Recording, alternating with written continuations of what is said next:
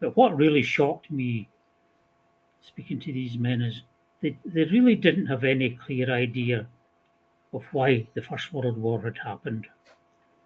They totally wrecked their lives, but they didn't really know why. So I decided I was going to try and find out about this.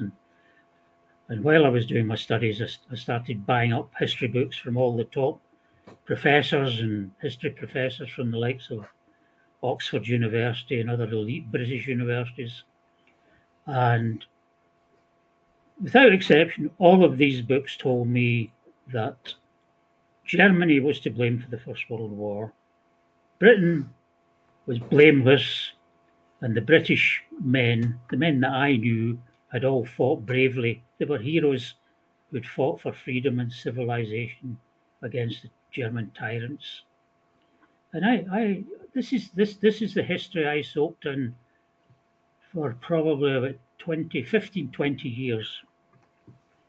All these men I knew were heroes in my eyes. They were heroes in everyone's eyes in Scotland.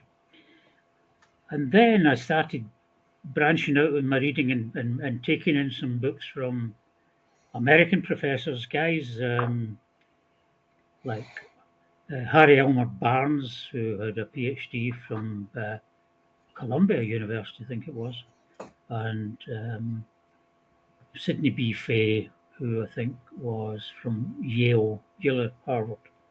And these guys painted a different picture from the British historians. These guys were saying, no. These British historians have got this wrong. Britain was as much to blame, if not more so, than Germany.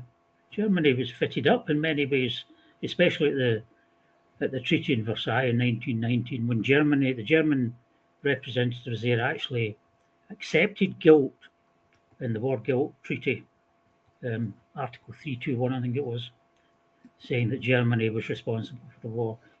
But what the British books didn't tell us was that these German delegates were actually signing this at the point of a proverbial gun. Germany, if they didn't sign, Germany was going to be absolutely starved.